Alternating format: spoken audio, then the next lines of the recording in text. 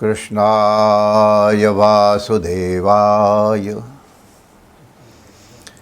हरये परमात्मने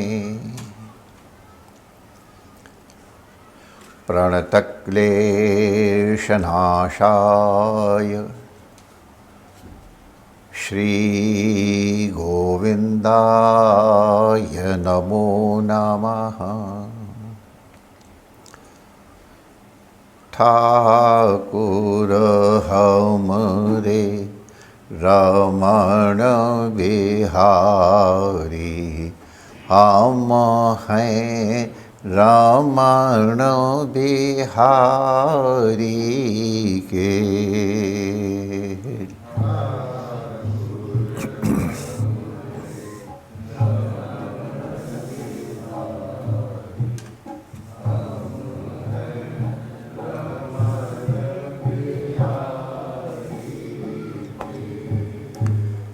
ठाकुर हमरे सद्गुरु प्यारे, हम हैं सद्गुरु प्यारे के।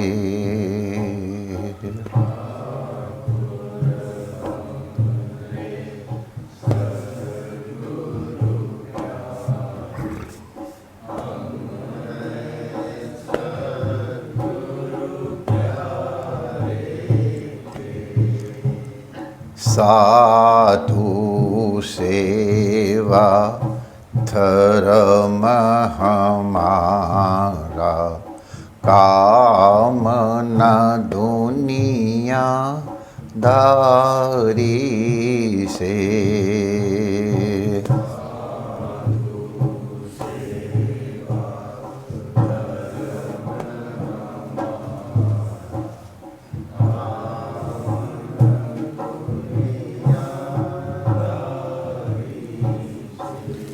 कोई भला कहो चाहे बुरा कहो, हम हो चुके रमण बिहारी के।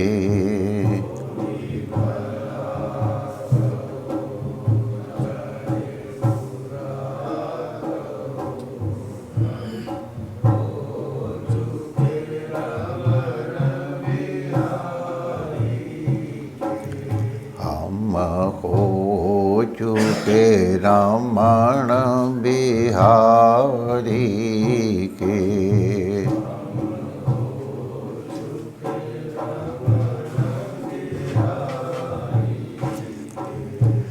हम हो चुके सद्गुरु प्यारे के।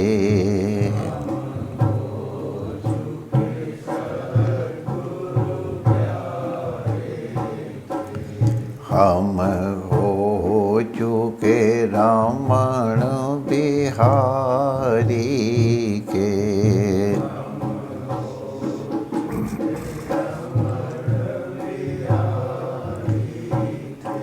श्री रमण बिहारी लाल की जय। पूज्य सद्गुरुदेव भगवान की जय। सर्व संत हरिभक्तन की जय। श्री गुरु पूर्णिमा महोत्सव की जय। आज के आनंद की जय। जय जय श्री राधे श्याम।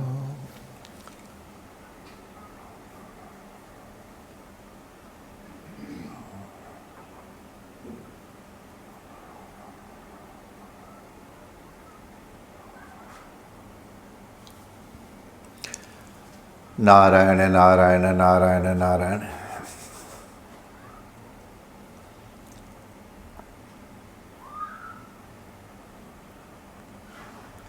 हमारा सौभाग्य है हम अपने गुरु स्थान में सशरीर आके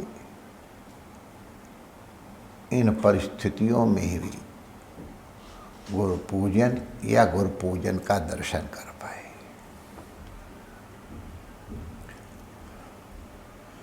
गुरु पूजन या गुरु दर्शन,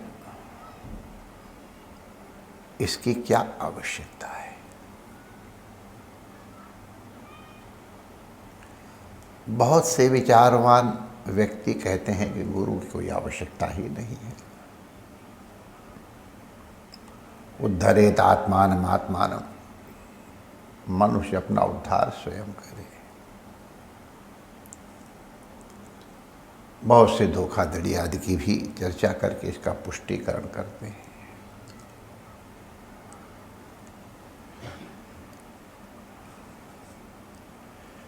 ये इसने आडंबर की क्या आवश्यकता है, इत्यादि सब प्रश्न होते हैं।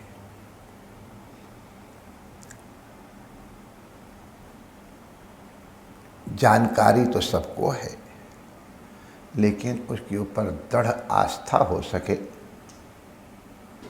इसलिए इस विषय पे किंचित चर्चा की जा रही है।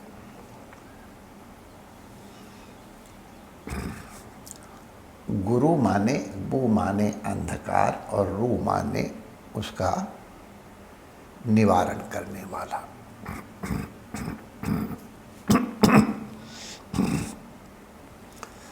अंधकार का निवारण करने वाला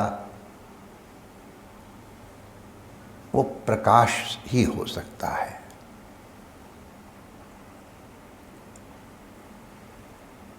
सबका परम प्रकाशक जोई,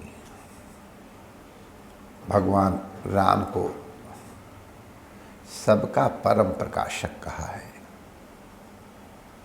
कृष्णम वंदे जगत गुरु, कृष्ण को जगत गुरु कहा है। जो गुरु तत्व है, इस प्रकार से तो सर्वव्यापक ही हो सकता है। जो सर्वव्यापक होगा वो अद्वैत होगा, दो हो ही नहीं सकते। इसलिए गुरु तत्व वस्तुतः एक है।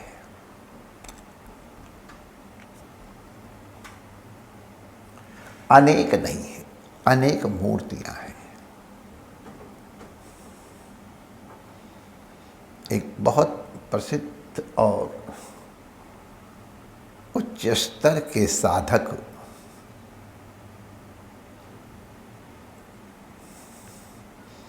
लगभग स्वतंत्रता के पूर्व श्री कैलाश मानसरोवर के दर्शन के लिए गए थे।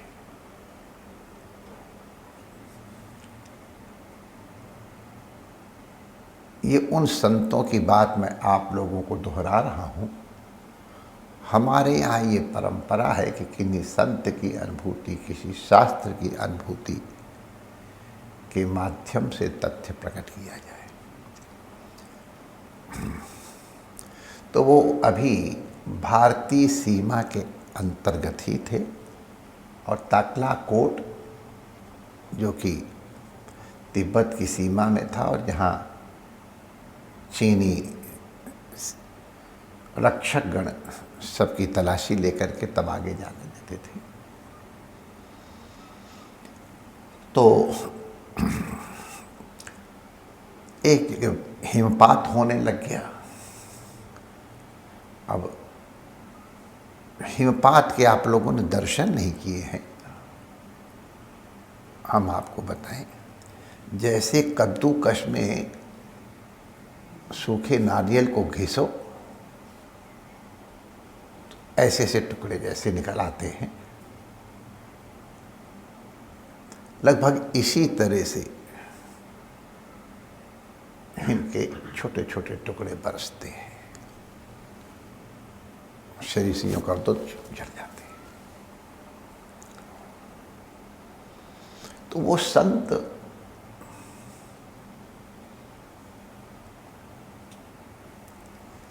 यात्रा कर रहे थे, अपने यात्रियों से थोड़ा सहयात्रियों से थोड़ा अलग हो गए थे।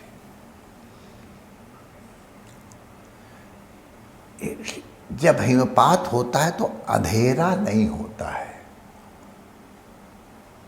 थोड़ा थोड़ा उजाला जैसा लगता है, लेकिन दिखता कुछ भी नहीं है। 2 कदम दूरी पर भी कोई वस्तु है तो दिखाई नहीं पड़ेगी। तो वो संत साथ में लठिया थी, चले जा रहे थे, तो वो कहते हैं महाराज हमसे केवल 2 हाथ दूर पे एक छाया जैसी खड़ी हो गई, क्योंकि अब आकृति तो दिख ही नहीं रही थी। उस छाया ना दे तिष्ठ, संस्कृत भाषा तिष्ठ, तो उसका मतलब हिंदी में होता है ठहरो। तो वो संत ठहर गए। लघुनेन पुरता पश्यत, अपने डंडे से देखो आगे क्या है। तो कह रहे महाराज जैसे ही हमने आगे के लिए डंडा किया तो उसमें डंडा पूरा पूरा चला गया अंदर।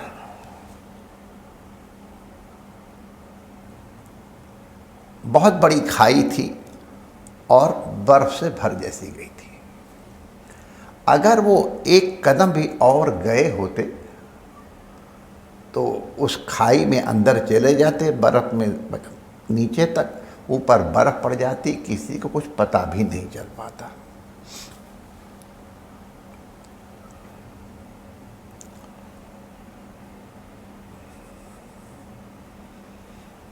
ये 2 कदम पीछे हट गए और उन्होंने कहा यहां से तुम बाएं हाथ की ओर चले जाओ, और वहाँ एक पहाड़ी तुमको ऐसे मिलेगी जो ऐसे छाया जैसी बनी हुई है। वहाँ जाकर के वो सूखी चट्टान के ऊपर खड़े हो जाना, तुम्हारे साथी तुमको वहीं मिल जाएंगे।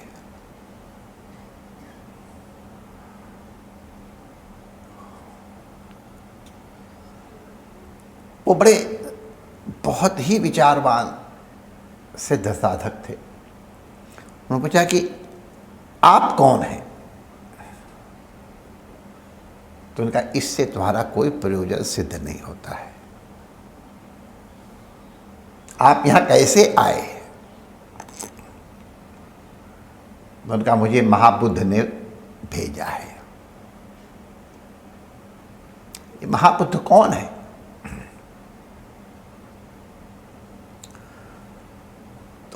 उन्होंने एक बड़ी अच्छी बात कही, क्योंकि वाराणसी से आए थे। तुम्हारे वाराणसी में कितने मंदिर हैं शिव जी के? क्या महाराज हजारों हैं। अरे काशी के तो कंकड़ शंकर है। तो इतनी मूर्तियां हैं काशी में, इतने शिवलिंग हैं काशी में, आप कह रहे हो कि कंकड़ भी शंकर है। उनकी पूजा आप करते समय कोई भेद का अनुभव करते हो?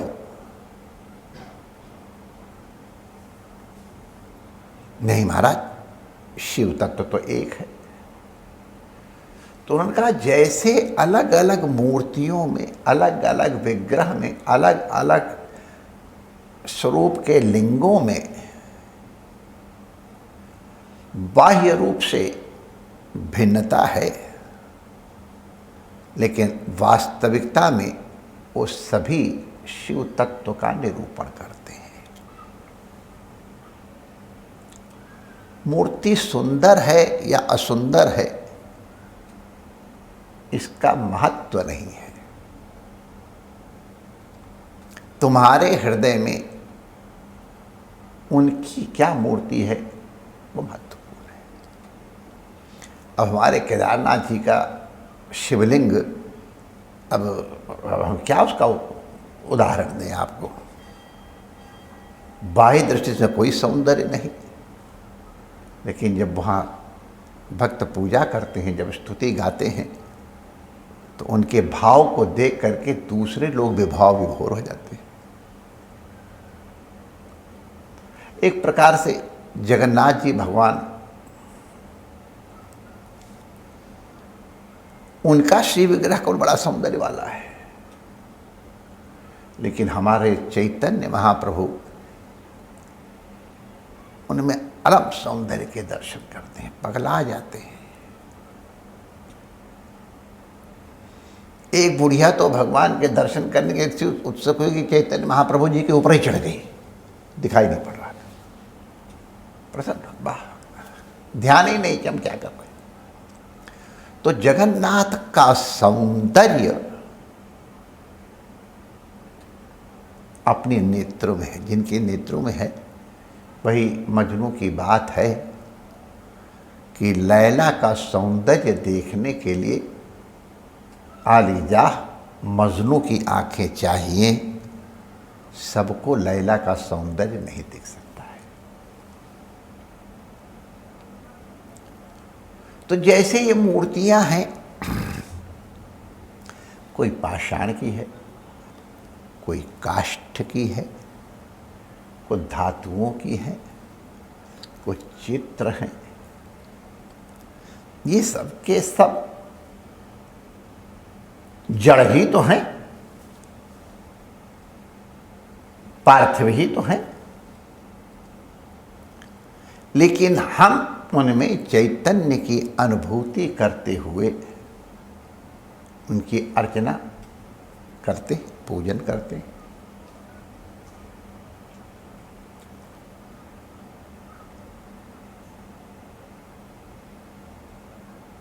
तो कहीं पर भी, चूंकि वो गुरु तत्व तो सर्वव्यापक है, अभी हम लोग विचार कर रहे थे, प्रकाश स्वरूप है,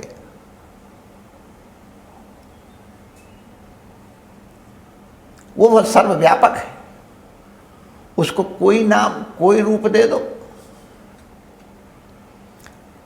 आप उसको सदाशिव कहते हो, हम उसको महाबुद्ध कहते हैं, हमको महाबुद्ध ने तुम्हारी रक्षा के लिए भेजा है। संत कहते हैं हम अपने को कृतार्थ मान गए। उस भीषण हिमपात के समय केवल एक कदम जहां जीवन और मृत्यु का सीमांकन था, हमारे परम बुद्ध, परम ज्ञान स्वरूप सर्वव्यापक गुरु तत्व ने हमको प्रकाश दिया। गुरु माने प्रकाश। ये घटना बताते बताते उनके आंखों में आंसू आ जाते रहे, और वास्तविक में जब थोड़ी देर बाद वहाँ पहुँचे, उस शिला पहुँचे, तो वहाँ पर दिन निकल आया, धूप निकल आई, और हिमपात खत्म, उनके साथी भी पहाड़ से उतरते हुए दिखाई पड़ गए।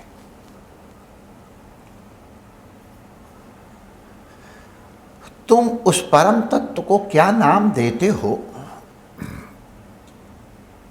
ये तुम्हारी इच्छा पे है।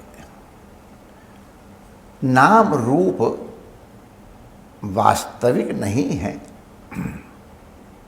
लेकिन तो भी वास्तविक रूप से उनको स्वीकार करने पे वास्तविक कल्याण अवश्य करते हैं।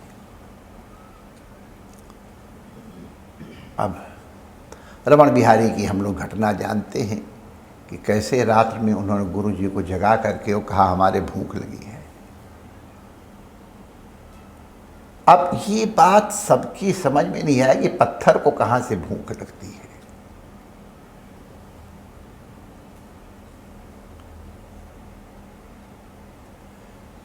जगन्नाथ को सवेरे उठते ही खिचड़ी खिलाने वाली बुढ़िया दतून करती जा रही कि नहाऊंगी धोऊंगी, देर लग जाएगी, लाला को भूख लगेगी, तो वो दतून करती जाती नहाने के पहले, और खिचड़ी चढ़ाती तो उसी दतून से ही खिचड़ी हिला देती है।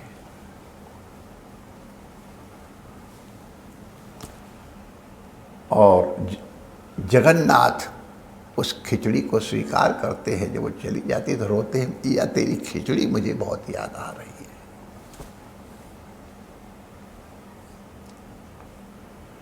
तो ये विग्रह पार्थिव हैं, लेकिन इनकी सेवा के माध्यम से हमको वास्तविक तत्व की सेवा की अनुभूति होती है।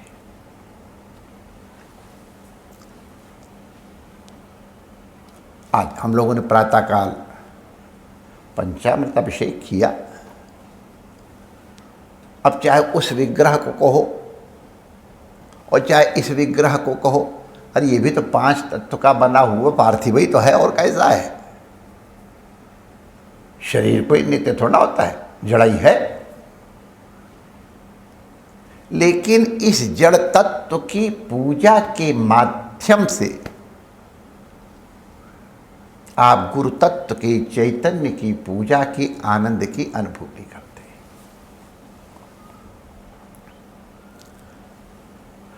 जो सर्वव्यापक है, निर्गुण है, निराकार है,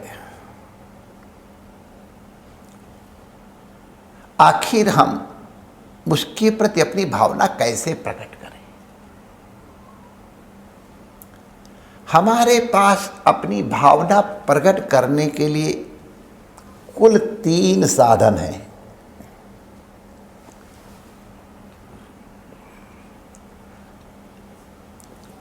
कोई वस्तु,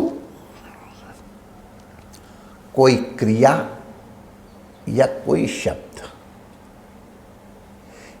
इन 3 के माध्यम से ही अपनी भावना को प्रकट किया जा सकता है।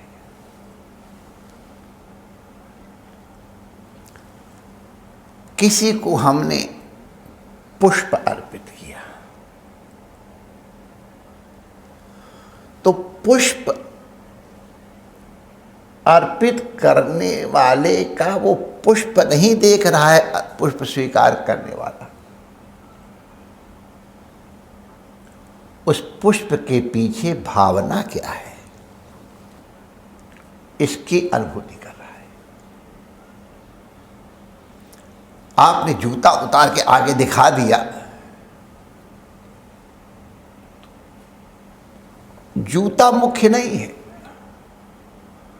जूता दिखाने के पीछे भावना क्या है वो मुख्य है। तो ये जो इस जड़ के अंदर चैतन्य है वो अनुभव कर रहा है, फूल क्यों दिया जा रहा है, जूता क्यों दिखाया जा रहा है। वस्तु मुख्य नहीं है। सुर साधु चाहत भाव सिंधु कि तोष जल अंजल दिए। किस भावना से आप अर्पित कर रहे हो? दूध दही घी पंचामृत सब बह के चला गया। ये आप लोगों ने छाना, खूब बढ़िया पिया पंचामृत। बड़ा हम तो पंचामृत के लोभ में ही सत्यनारायण कथा में जाते थे, हमको और कोई लोभ नहीं। पंचामृत तो पंजीरी, हमको सत्यनारायण कथा से कोई नहीं लेना देना था, लेकिन सारी सत्यनारायण कथा समझ में आ गई। तो चाहे जितनी आकृतियां हैं वो शिव की हैं, वो कृष्ण की हैं, वो गुरु की हैं, परम तत्व की हैं, अपनी भावना को अर्पित करने के लिए हमको कोई न कोई आधार चाहिए। आधार को हमारे संस्कृत में लिंग कहते हैं। कोई चिन्ह चाहिए। लिंग मुख्य नहीं है, लिंग के पीछे की भावना मुख्य है।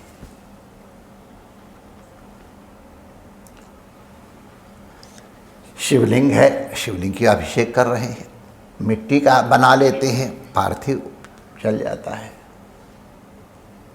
गोबर के गणेश जी बनाए जाते हैं, गौरी बनाई जाती है, उनकी पूजा की जाती है। अरे और तो और जब कभी गंगा स्नान इत्यादि करने हम जाते हैं इस तरह से अपनी इस उंगली में ही शिवलिंग को देख करके इनका अभिषेक करते हैं। वहीं तो हमको मालूम है ये उंगली वही है, लेकिन उस समय जब हम अभिषेक करते हैं तो हम उस समय नमोस्तु अनंताय सहस्रमूर्तये कहते हैं। त्वमर्कस त्वम सोमा त्वमसि पवनस त्वम हुतवः कहते हैं।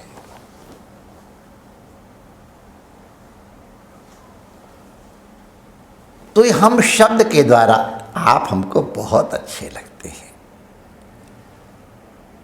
आप इतने दिन चले गए थे, हमारे दिन कैसे कटे हैं हम जानते हैं।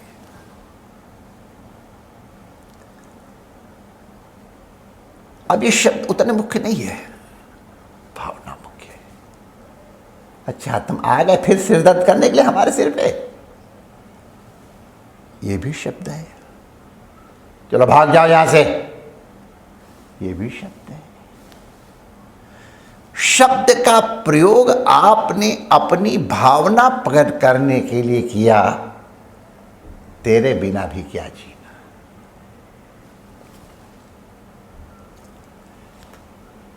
फूल मुख्य नहीं है, फूल के पीछे भावना मुख्य है। शब्द के पीछे तुम्हारी भावना क्या है। कभी कभी तो कहते अच्छा तुम चलो यहाँ से, चलो हम हाँ जा चलिए चलिए आप, हो गया बहुत हो गया, मैं जान लिया आप क्या है। ऊपर से तो ये कहा जा रहा है कि तुम यहाँ से गेट आउट हो जाओ, दूर हो जाओ, लेकिन पीछे भावना है कि तुम इतने दिन तक नहीं आए, इतने दिन तक तुमने हमको रुलाया है, कष्ट दिया है, अब खड़े हो जाओ। तो ये जाओ कहने का मतलब जाओ नहीं, आओ मेरे दिल में बैठो। शब्द की भावना है। तो जिस दृष्टि से भाव से, जहां तुम किसी कंकड़ पत्थर में परमात्मा सर्वव्यापक है, कहीं पर बैठ के इसकी पूजा करना शुरू कर दो, वहीं से वो परमात्मा पूजा स्वीकार करेगा। सर्वव्यापक है, कहीं से कर लेगा। तो मूर्ति पूजा के पीछे या व्यक्ति पूजा के पीछे ये रहस्य है। बहुत वर्षों पहले धर्मयुग में हमने एक व्यक्ति के बारे में पढ़ा, तो उसने मीना कुमारी को अपना इष्ट देव बना रखा था। मीना कुमारी बहुत सुंदर थी। उस सौंदर्य से जो भी अनुभूति हो, उसके पूरे घर में मीना कुमारी मैंने उस समय की बहुत सुंदर चित्रकारिका थी, अच्छी कलाकार।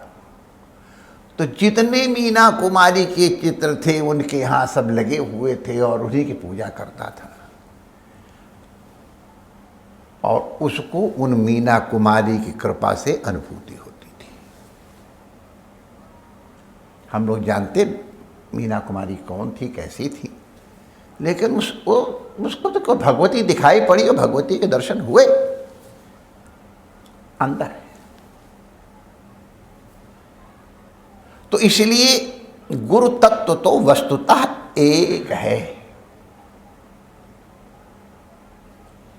हमने जहां भावना की या उस परम तत्व ने हमको जिस स्वरूप में अपनी अनुभूति कराई, वो विग्रह हमारा गुरु तत्व है। इसके बाद जो जितना आगे बढ़ेगा, अब प्राइमरी कक्षा में जब हम पढ़ते थे तो उस समय की पढ़ाई हमारे लिए उस स्तर पे परिपूर्ण थी, और वही जब हम आचार्य में पहुंच गए या एमए में पहुंच गए तो वो पढ़ाई हमारे लिए उस स्तर पर परिपूर्ण थी।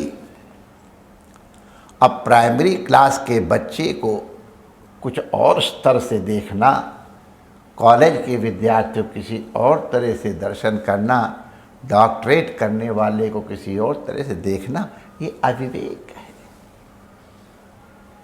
जो जहाँ तक पहुँचा है उसको वही आश्रय दे। इसीलिए लिखा है न बुद्धि भेदम जनयेत, बुद्धि भेद उत्पन्न न करे। बहुत लोग आजकल ये कहते हैं गुरु कैसा होना चाहिए, गुरु के लक्षण सुनाओ। बहुत सही बात है। अब 8वें दर्जे का लड़का, उससे कहो कि तुम अपने पढ़ाने के लिए टीचर का इंटरव्यू लो,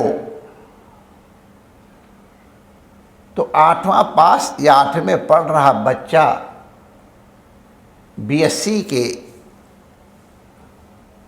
विद्यार्थी का किस प्रकार से परीक्षण कर सकता है। हमारे संतों ने कहा गुरु मत ढूंढो, शिष्य बन जाओ। जिस दिन तुम्हारे मन में तीव्र जिज्ञासा होगी,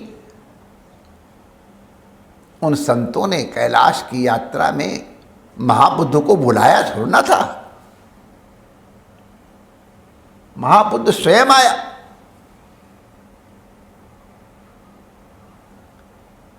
गुरु तत्व स्वयं आएगा अगर तुम्हारी जिज्ञासा। अब जिसकी जिस तरह से जिज्ञासा है उसको वही चीज मिलेगी। अब कोई नोट दुगना करने वाले की ढूंढेगा तो जरूर मिलेगा। सोना बनाना या कुछ इस तरह की और चीजें, और उनका प्रचार तंत्र भी बहुत अच्छा होता ही है, होना चाहिए ही, तो उनको वो प्राप्त होगा। लेकिन जिनको वो चीज नहीं चाहिए तो नहीं जाएंगे। बस ये अपने विवेक के ऊपर है। हमारे हृदय में जिज्ञासा कितनी प्रबल है, उतने ही प्रबल हम शिष्य बनेंगे। हमारा शिष्यत्व उतना ही प्रबल होगा, और वो प्रबल शिष्यत्व ही हमको सद्गुरु की प्राप्ति कराएगा। वो परम महाबुद्ध या परम गुरु ही कोई न कोई विग्रह धारण करके अनुग्रह कर देता है। हाँ, ये जरूर कहा है, भगवान ने भी कहा कि गुरु शास्त्र का वेत्ता और अनुभूति सिद्ध होना चाहिए। तो उसका कारण ये है कि जिसने अनुभव तो कर लिया है, शास्त्र अध्ययन नहीं किया है, तो उस तत्व की प्राप्ति के लिए अन्य उपायों का भान या ज्ञान उसको नहीं है। वो केवल वही बताएगा जिसका उसने अनुभव किया है। अब हर व्यक्ति उसका अधिकारी नहीं है।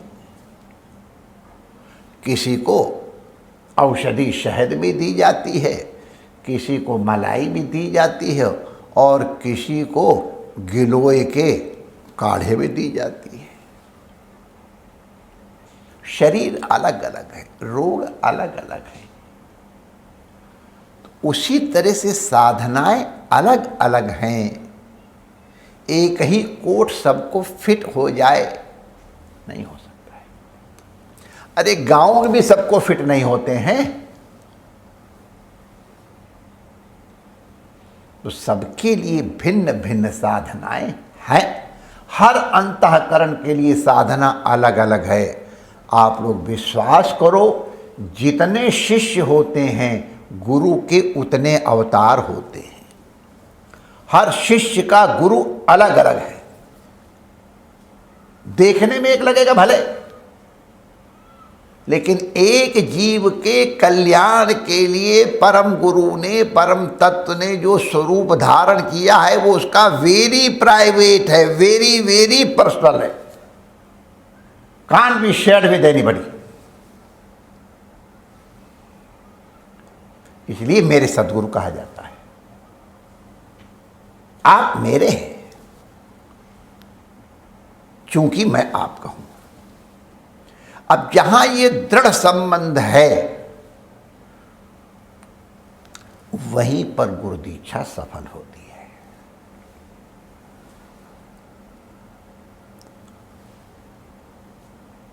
तो गुरु पूजन का ये अनुष्ठान यद्यप बाह्य पूजा का अनुष्ठान दिखाई पड़ता है, लेकिन ये बाह्य पूजा नहीं है, ये अंतर पूजा। कह लो तो क्या जरूरत, मानसी पूजा कर लो, मानसी सा परामता। तो जो उस स्तर तक पहुंच पाए हैं उनके लिए तो मानसी सा परामता है, लेकिन जो उस स्तर तक नहीं पहुंचा है, केवल नकल करता है, तो फिर वो मानसी सेवा होएगी ही नहीं। वो केवल एक दंभ होगा, नाटक होगा, यथार्थ नहीं होगा। कोई न कोई माध्यम चाहिए अपने को एक्सप्रेस करने के लिए, कोई न कोई माध्यम चाहिए जिसके प्रति हम एक्सप्रेस कर सकें। फूल, फल, धन, ये माध्यम हैं अपने सद्गुरु को अर्पित करने के लिए कि हम आपसे प्रेम करते हैं। तो ये अपने प्रेम को प्रकट करने के माध्यम हैं, और वो जो प्रेम आपके अंतःकरण में प्रकट होता है वही सत्य है, वही गुरु है, वही अंधकार का निवारक है। बाहर की टार्गर सूर्य भी वहां नहीं पहुंचता है, न तो सूर्यो भाति। सद्गुरु प्यारिया मेरे अंदर अंधेरा, अंदर का अंधेरा दूर करने के लिए बाहर की सर्च लाइट या सूर्य का कोई प्रयोजन नहीं। आत्मदीपो भव, एक अर्थ इसका यह है कि अपने प्रकाशक आप स्वयं बने, या दूसरे अपनी आत्मा को ही अपना दीपक बना लो, अपने गुरु तत्व को ही अपना दीपक बना लो। उद्धरेद आत्मानम आत्मानम नात्मानम अवसादेत का तात्पर्य क्या है? आपकी भावना ही आपको कल्याण के मार्ग में अग्रसर करेगी। अपने जीवन में जो अहंकार है ये तुम कैसे निवृत्त करोगे अगर कहीं किसी जगह शरणागत नहीं होते हो? जब तक दुई रहेगी, जब तक अहंकार रहेगा, तब तक भटकने के क्या पूरे के पूरे चांसेस हैं। इसीलिए गुरु ईगो स्टैंड है, अपनी ईगो को जिस पे हम टांग सकते हैं, आधार है जहां हम स्थापित कर सकते हैं।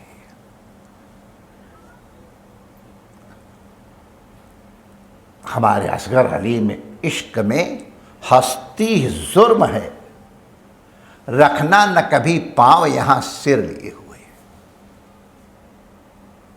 चाखा चाहे प्रेम रस और राखा चाहे मान, मान माने अभिमान, तो एक म्यान में दो असी देखी सुनी न कहा।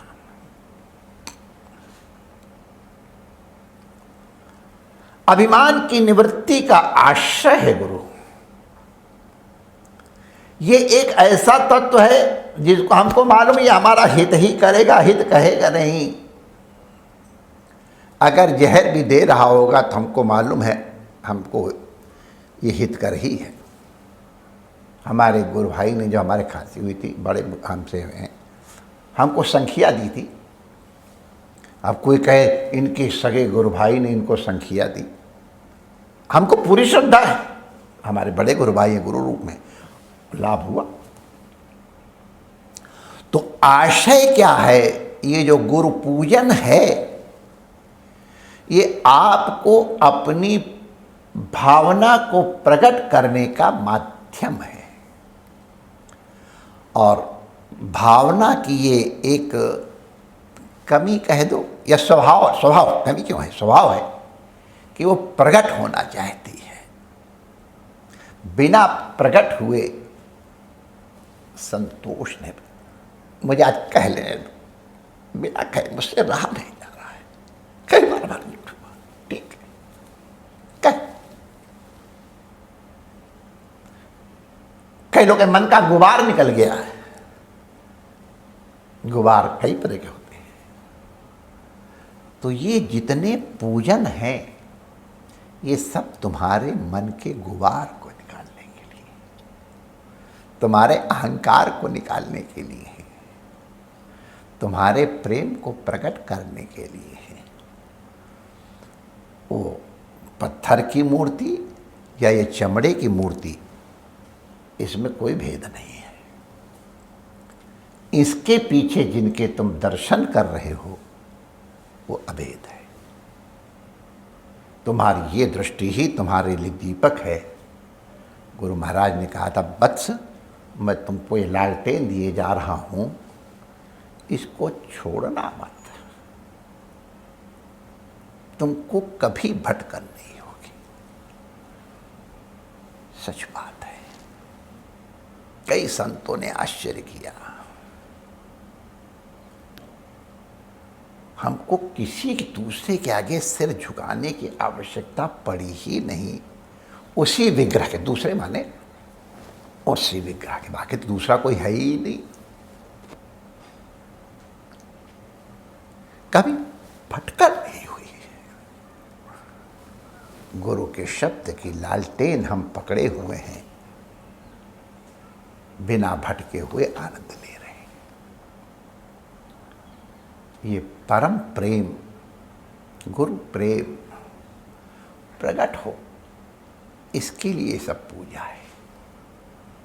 वस्तुओं का महत्व नहीं है, तुम्हारी भावना का महत्व है। अरबों अरबों टन प्रतिक्षण सूर्य समुद्र का जल उठा रहा है, तुम्हारी इस अंजुली भर जल से क्या होता है? लेकिन फिर भी तुम्हारा अंजलि भर जल तुम्हारी भावना को लेके अर्पित होता है। ये भाव का सिंधु है, तुम्हारे भाव का सिंधु है, जो उस परम तत्व को तुम्हारा प्रेम अनुभूत कराता है। तो भाई, गुरु तत्व या गुरु पूजा या गुरु स्वरूप, तो हाँ, हम और बताते बताते एक बात रह गई कि ठाकुर जी ने कहा कि एक गीता में कि गुरु श्रोत्रिय भी हो और ब्रह्मनिष्ठ भी हो। तो श्रोत्रिय माने शास्त्र की विधियों से परिचित हो और जिससे कि हर अधिकारी का भेद जान करके वो मार्गदर्शन कर सके।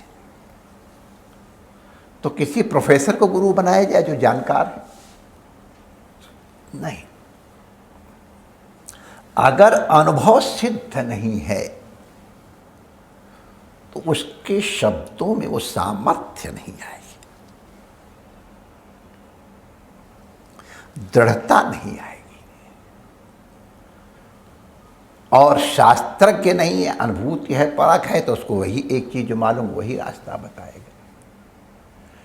तो श्रोत्रिय और ब्रह्मनिष्ठ दोनों हैं, लेकिन आवश्यक नहीं। बहुत लोगों ने तो और तरह से भी मार्ग प्राप्त कर लिया, लेकिन एक लक्षण है, तो हम शिष्य बने, गुरु तो तुमको ढूंढते हुए आ जाएगा। रामकृष्ण परमहंस के पास जब विवेकानंद जी गए तो पकड़े रोने लगे, अरे तू कहाँ था इतने तक, मैं तेरी याद में रो रहा था। तो तुमको जितना अपने सद्गुरु से मिलने का चाव होता है, आप विश्वास करो, गुरु को भी तुमसे मिलने का उससे कम चाव नहीं होता है। तुम कह लेते हो, बेचारा कह नहीं पाता है, कैसे कहे? और जो जितने ऊंचे स्तर का है, उसका चाव, उसका प्रेम उसी स्तर का ऊंचा होगा। गुरु पूजन गुरु के आनंद के लिए तो है ही, ये आत्मानंद के लिए है, प्रेमानंद के लिए है। जो प्रेम है वही सत्य है, वही परमात्मा है और वही गुरु तत्व है। गुरु पूर्णिमा के इस अवसर पर आप उस परम गुरु को, सदाशिव को, जगत गुरु को, महाबुद्ध को अनुभव में लाओ, उनका पूजन करो, अभ्यर्चन करो और अपना जीवन मंगलमय बनाओ। परमात्मा की कृपा तो आपके ऊपर है ही, शास्त्र कृपा तो आपके ऊपर है ही। अब आप अपनी कृपा अपने ऊपर करें। परमात्मा आप सबका मंगल करें। गुरु पूर्णिमा की बहुत बहुत मंगल कामनाएं। जय श्री कृष्ण।